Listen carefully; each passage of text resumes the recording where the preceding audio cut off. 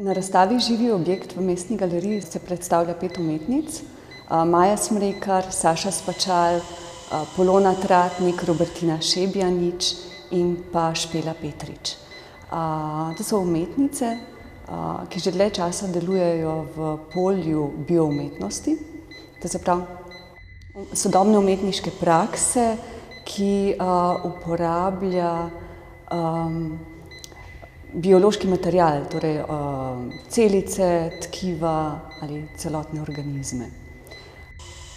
Sama zamisel za razstavo se je porodila, da ostanem v terminologiji razstave, organsko, preko sodelovanja z dvema umetnicama in preko spoznavanja njunih praks. Tako da smo se potem odločili, da predstavimo, da povabimo v sodelovanje teh 5 umetnic, ki nekatere leta, druga desetletja že ustvarjajo na tem področju, torej raziskujejo življenje. S tem odpirajo mnoga vprašanja od našega odnosa do okolja, do drugih entitet živega, tako na živali kot rastlin. Raziskujejo tudi vse močnejšo vlogo biotehnologije, ki jo igra v nadzoru našega telesa in pa tudi to mejo med živostjo in mrtvostjo. Zaradi tega, ker je v biotehnologiji je ta meja zelo težko določljiva. Na primer na ravni celice, ki se jo v kulturi, to človeško celice se v kulturi ne smatra kot človeka, kot subjekt, ampak se jo objektivizira. In je zelo težko določiti, kdaj nastopi mrtvost, zaradi tega, ker jo je mogoče, če se jo ohladi na 4 stopinje, se njene metabolične funkcije upočasnijo, pravzaprav se prekinejo. Znanstveniki pravijo, da celica spi, ampak pri 37 stopinjah se življenje na novo aktivira. Vsi projekti so rezultat večletnega raziskovanja. Marsikatero je nastalo v laboratoriju, večina tudi v sodelovanju z znanstveniki. Razkrivajo življenje kot nekaj, kar je težko zamejiti, kar je zelo spremenljivo. Dela umetnic, ki so predstavljena na razstavi, ne postavljajo samo vprašanj, kaj je človek in kakšen je njegov odnos do okolja, ampak se predvsem odmikajo od tega antropocentričnega pogleda na človeka kot subjekt in omogočajo, da tudi njega sprejmemo kot material za raziskovanje, kot objekt. Pri tem uporabljajo ne samo vizualni moment, ampak vključujejo tudi druge čute, voh in sluh. Omogočajo nam tudi razumevanje našega razmerja do nečloveškega drugega. Angleži imajo to zelo lepo, non-human, oziroma more than human, in opozarjajo, da mogoče čas za spremembe. Maja Smrekar se predstavlja z projektom Brute Force, oziroma s fazo tega projekta treniranja algoritma. Sam projekt je večletna raziskava, ki traja od leta 2019, zaključen naj bi bil leta 2021. V tej fazi umetnica in pes plezata po konstrukciji, ki v svoji obliki izhaja iz molekule serotonina, se pravi nevrotransmiterja, ki ga proizvaja naš mikrobiom črevesja. In sam serotonin naj bi igral veliko vlogo v času, ko se je človek za stalno naselil, ko je začel goriti žitarice in s tem povečal vnos škroba v svoje telo in takrat so se funkcije serotonina spremenile. To je pa tudi čas, ko po eni teoriji naj bi človek udomačil volka. Projekt lahko razumemo kot nadaljevanje njenega canine topologije, v katerem raziskuje vzporedno evolucijo človeka in psa in pa njuno sobivanje. V tej fazi se Maja in pa pes vzpenjajo po konstrukciji. Oba sta opremljena z EKG pripomočki, pripomočki, ki jih v medicini uporabljajo za monitoring respiratornih in pa srčnih obolenj. In ti pripomočki merijo frekvenco njunega dihanja, kožno temperaturo in pa srčni utrip. Podatki se zbirajo v dveh mrežah.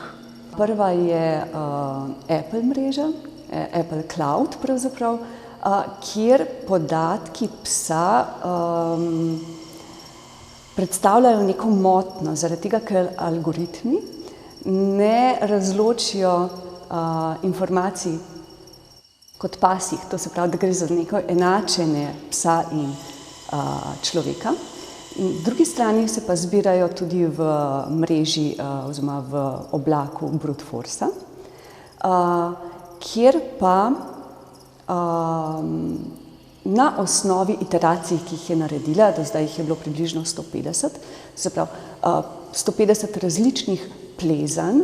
Program je narejen tako, da skozi te rezultate Maji ponudi novo pot skozi to konstrukcijo, ki bi izenačila njun srčni utrip. Umetnica v naslednjem prostoru se predstavlja z objektom Metabolus. Sama umetnica Saša Spačal raziskuje žive sisteme in pa zvočne frekvence. Predvsem se osredotoča na vpliv človeka na okolje in na planetarni metabolizem, skozi katerega opozarja na to, da so vsi procesi v naravi vpeti v neskončno število povratnih zank, ki jih poganja prav presnova mikroorganizmov. In Metabolus predstavlja dve povratni zanki mikroorganizma oziroma bakterije Streptomyces rimosus, ki je zelo znana v farmaciji, zaradi tega, ker iz nje pridobivajo antibiotik oksitetraciklin.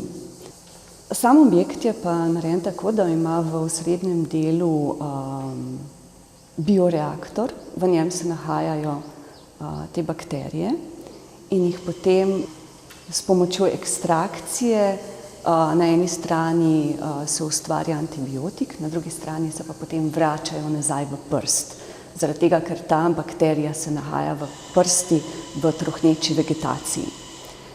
Druga povratna zanka se nanaša na vonj. Mogoče, da se ne zavedamo, da smo vsakim vdihom in izdihom tudi vpeti v ta krogotok.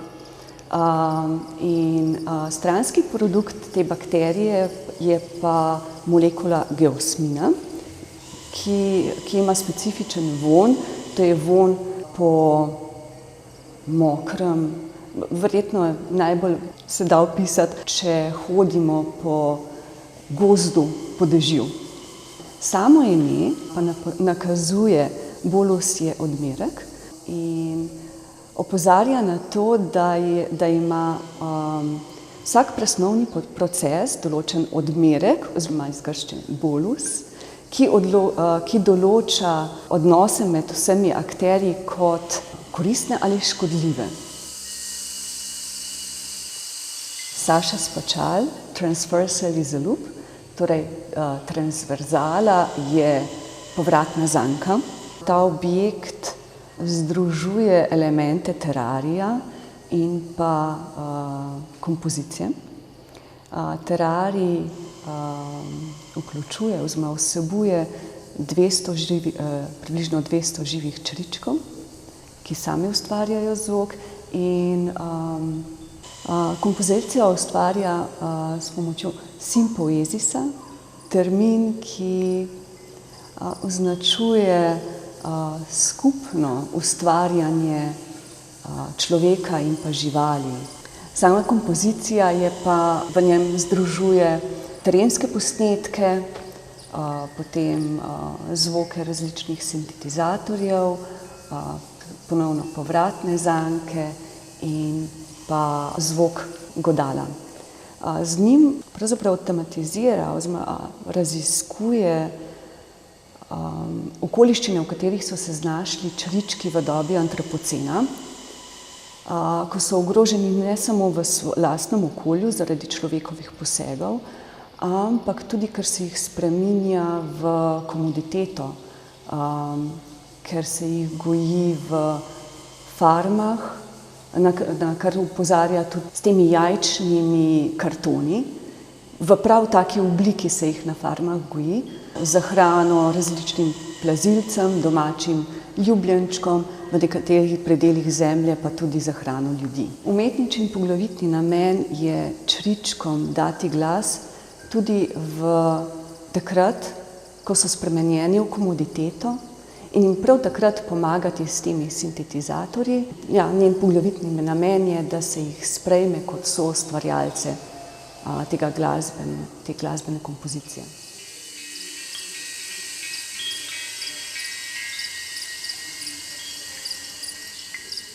Naslednja umetnica je Špela Petrič, ki se predstavlja z zemljevidom oziroma mapo svojega raziskovanja rastlinskega drugega, v katerem raziskuje rastline, to se pravi od njenih začetkov raziskovanja rastlin, in napoveduje tudi že prihodnje projekte. Pri tem bi mogoče opozorila na kvadriptih soočenja z rastlinskim drugim. To je performativni kvadriptih, ki ga sestavljajo skotopoeza, fitoteratologija, nenavadna srečanja in globoka fitokracija. Z njimi se umetnica podaja v nepredvidljiva razmerja z rastlinami in raziskuje zmožnost obeh vpletenih partnerjev za hibridizacijo, za interkognicijo, to se pravi za medvrstno zaznavanje in za komunikacijo. Teh rezultatov, teh performativnih eksperimentov ne moremo razumeti kot iskanje funkcionalne hibridnosti, ampak kot konceptualno izrabljanje določenih zmogljivosti rastlin in ljudi za prepoznavanje meja obeh vrst. To se pravi dveh vrst, ki sta se skozi zgodovino izoblikovala popolnoma različna organizacijska načela. Prvi performans skotopoeza, v njej umetnica 20 ur stoji pred poljem tlijoče kreše, nanjo meče senco, kar pri rastlinah povzroči spremembo oblike in barve. Barve zaradi pomanjkanja klorofila izgubijo zeleno barvo. Ta učinek sprožijo fitokromi, to so rastlinski senzorji, zmanjšana količina svetlobe pa hkrati spodbudi nastanek aukcina. To je rastlinski hormon, ki zakisa celično steno in olajša raztezanje stebla v trudu rastline, da bi izrasla iz sence. V drugem performansu, fitoteratologija, pa raziskuje pogoje za vzpostavitev interkognicije med rastlino in človekom, in sicer na molekularni ravni. V performansu prikazuje s pomočjo biotehnoloških protokolov ustvarjene nove entitete, to so hibridi, ki brišejo mejo med rastlinskim in človeškim. Špela Petrič za njihovo in vitro stvaritev uporabi delčke embrionalnih tkiv navadnega repenjakovca. To je rastlina, ki je v biologiji zelo dobro raziskovana. In pa steroidni hormon, ki ga izloči iz lastnega urina in jih združi. Njeni hormoni potem pripomorejo k rasti teh malih zelenih pošasti, kot jim ona ljubkovalno pravi, in razvijajo svojevrstno morfologijo.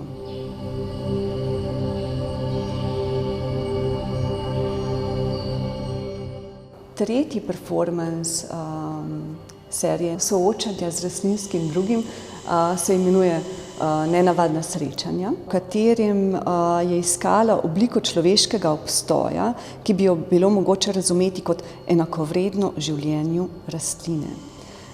Zato je v tem projektu uporabila biotehnologijo na ravni celice.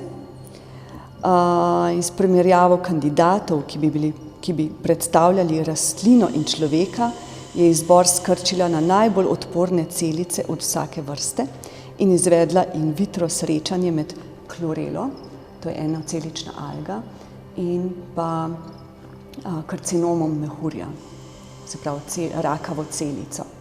Pri tem je uporabila metodo radikalnega opazovanja srečanja, in čeprav je rak na začetku sicer izvajal nebrzdano razmnoževanje in presnovo alge, je alga se je sprožil imunski sistem, ki sta ga sestavljala bakterija in ameba, in se je razvil nek nov hibrid, ki pa je raka preživel. Vegetariat Delo nič Špele Petrič. V njem umetnica ponuja v razmislek odnos do tehnologij nadzora. In čeprav sam naslov namiguje na vpetost rastlin v ta kapitalistični produkcijski proces, sama postavitev namiguje na možnost drugačnega razmerja v informacijski dobi, in sicer na osnovi enačenja rastline in človeka v produkciji informacij. Sama postavitev je sestavljena iz tridelne mrežne inštalacije. Na obeh straneh ima nameščene sobne rastline.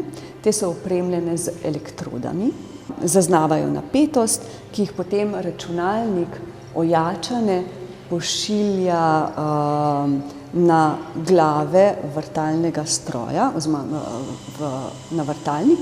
Vrtalne glave so opremljene s pametnimi urami in pametne ure pač beležijo aktivnost rastlin in jih pošiljajo različnim aplikacijam. Te pa jih potem prodajajo naprej različnim družbam, ki se ukvarjajo z analizami podatkov. Tako da njihovi algoritmi podatke obdelajo, ne da bi zaznali, da so te podatke v bistvu posredujejo rastline, pravzaprav, da je to njihovo delo.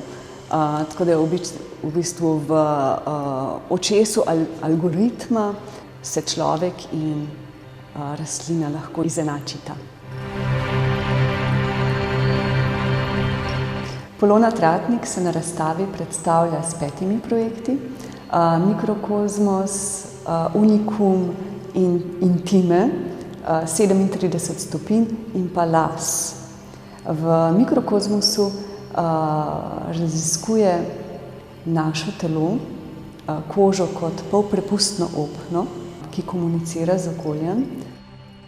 V njem je z različnih delov svojega telesa vzela mikroorganizme in jih dala v hranilni medij ter jih gojila naprej. Pravzaprav je uporabila najprej razkužila kopalniško, to se pravi sanitarno keramiko, nanjo nanesla hranilni medij in mikroorganizme, ki so se začeli nebrzdano razmnoževati.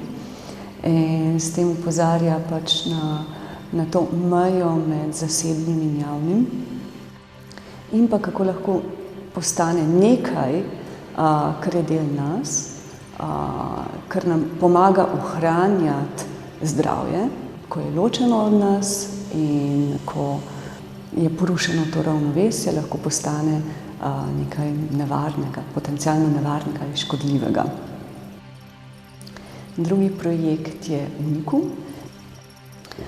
Umetnica v tem projektu nadaljuje svoje raziskovanje posameznika in njegovo vpetost v skupno mikrobiološko meso sveta, preprašuje njegovo zasebnost in zaupanje. Torej, Unikum zajema vzorce mikroorganizmov darovalcev, razstavljeni so v petrijevkah in predstavljajo nekakšno biobanko, preko katerega sproža tudi etična vprašanja o tovrstnih ustanovah, ki upravljajo in hranijo človeške vzorce. Intime predstavljajo predmeti, ki so jih darovali kustosi in umetniki, ki so sodelovali na istih razstavah kot Polona Tratnik. Za zasebne predmete je značilno, da imajo sposobnost oblikovanja nekega narativa, ki povezuje preteklost s sedanjostjo, in ti objekti pričajo o svojih darovalcih, ne samo zato, ker predmeti, s katerimi se obdajamo, artikulirajo naše življenje, interese, pogosto tudi upe in strahove, ampak prav tako vsebujejo podatke o nas na mikrobiološki ravni. In prav ta zanima umetnico, zato je zbrane predmete zaprla v posode, v steklene posode, jih označila z datumom, uro in imenom darovalca, mikroorganizme, ki so bili na njih, pa še naprej umetno gojila. In v projektu umetnica razvija in širi svoje raziskovanje meje med zasebnim in javnim, z njim pa tudi vzpostavlja dvom o obstoju zasebnosti ter posameznikovem posedovanju materialnega sveta. Četrti projekt je 37 stopinj. Prinaša vpogled v meje med življenjem in smrtjo s pomočjo človeških celic, kožnih celic, ki podobno kot lastne celice vsebujejo našo kodo, to se pravi DNA, informacije o posamezniku in imajo sposobnost delitve. Prenosu je celicam zagotovila razmerje za nadaljnji razvoj in ta projekt nekako odraža umetničin fokus, in sicer vso pomembnejšo vlogo biotehnologije pri pridobivanju nadzora nad oziroma oblasti nad človeškim telesom. Potem sproža spet druga etična vprašanja, od tega, da lahko človek, ko se del njega oddvoji, ta del naprej živi, potem kloniranje nosi isti genski zapis, hkrati pa tudi mejo med življenjem in smrtjo, zaradi tega, ker se lahko celice pri 4 stopinjah, kot sem že omenila, se lahko njihov metabolizem zaustavi, ampak jih lahko potem življenje spet aktiviramo. Tudi po enem mesecu ostanejo celice še vedno žive. Zadnji projekt je pa LAS, to je dolgoletna, večletna raziskava, v katerem prevprašuje oziroma raziskuje najdaljšo možno ohranjanje življenja lasu, ko je ločen od človeškega telesa. In v ta namen je tudi odvzela darovalcem kri, oziroma krvno plazmo, iz nje naredila hranilo za las, ker prostim očesom rasti lasu ne moremo opazovati, je to bilo narejeno z fotografiranjem tem sekvenčnim fotografiranjem s časovnimi presledki. In kar je ugotovila je, da kljub zelo pozornemu opazovanju ne moremo določiti trenutka, ko začne las odmirati. Akvaforenzik Robertine Šebjanič prikazuje izsledke raziskave, ki je bila narejena na Donavi in v Dubrovniku. In sicer izsledke raziskave oziroma posledica človeške potrošnje zdravil in drog. Zaradi tega, ker lahko človeško telo presnovi samo 20% zdravil, ostalih 80% se jih odplakne v odtoke. In te aktivne učinkovine so našli tako za izstopi čistilnih naprav kot v odpadnih vodah. In te povzročajo spremembe tako na mikro kot na makro ravni. Sama postavitev prikazuje z temi bakrenimi cevmi, aludira prav na to vodovodno napeljavo. Hologrami pa prikazujejo trenutek in vitro eksperimenta z mikroorganizmi v raztopini zdravil, ki je 20.000-krat šibkejša od običajne človeškega odmerka. Torej prevprašuje ta naš vpliv na vode, na oceane, na morja in kako ti čutijo naše delovanje. Tako da gre v bistvu pri njenem delu pogosto za ozaveščanje, vedno je poudarjen neki ekološki vidik, predvsem pa poskus spodbujanja empatije do okolja. Naslednji projekt, s katerim se predstavlja Robertina Šebjanič, je riologija. V njej tematizira reko Manzanares, ki teče skozi Madrid, in na program renaturizacije, ki ga je mesto izvedlo z namenom, da bi povrnili reko v njeno strugo in pa povečali biotsko raznovrstnost.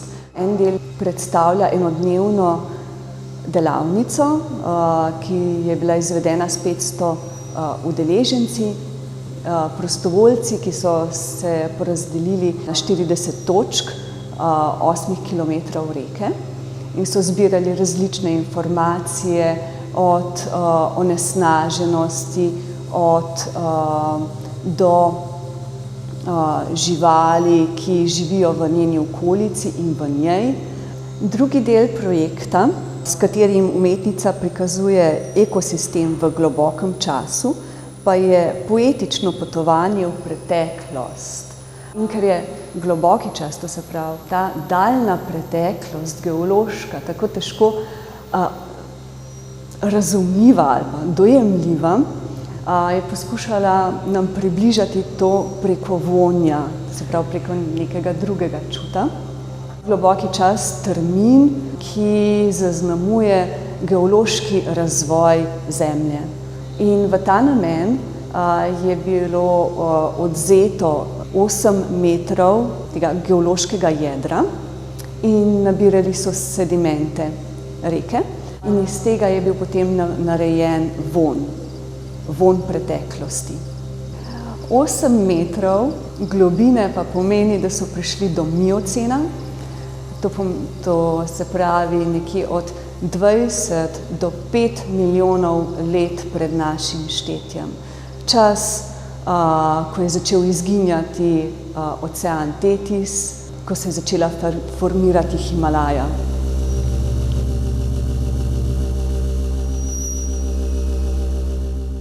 Razstava se zaključuje z projektom Saše Spačal, Mirjana Švagla in Anila Podgornika z delom Microphone Unison. To je biotehnološka zvočna naprava, katere nastanku je pripomoglo opazovanje vesolja mikrobiomov. Z njim pa umetnica raziskuje identiteto telesa v odnosu do okolja. Človeški mikrobiom, ki je del telesa, sestavljajo združbe mikroorganizmov, kakšni so bakterije, glive, arheje. In ta mikrobiom ne samo, da nakazuje pluralnost človeškega telesa, ampak je tudi spremenljiv. Tako da telesa ne moramo več dojemati kot eno, ampak kot mnoštvo entitet in vsaka biološka entiteta ima svojo vlogo, ki jo udejanja v odnosu do okolja, samostojno ali pa v sodelovanju z drugimi, odvisno pač od zahtev okolja. In Microphone Unison deluje kot zemljevid srečanja mikrobiomov teles svojih 3 stvoriteljev z obiskovalčevim. S pritiskom na gumb gledalec pošlje signal zemljevidu, na katerem ga ozvoči, in ta signal se prenese mikrobiomom, ta se pa modulira v kratkotrajno skladen oziroma enoten zvok. Telo torej vznikne v interakciji z okoljem in takrat je začasno zaznano kot eno, njegove entitete pa so vedno mnogokratne in spremenljive. Umetnica v bistvu razkriva neko mrežo povezav in soodvisnosti, v katero je vpeto naše telo.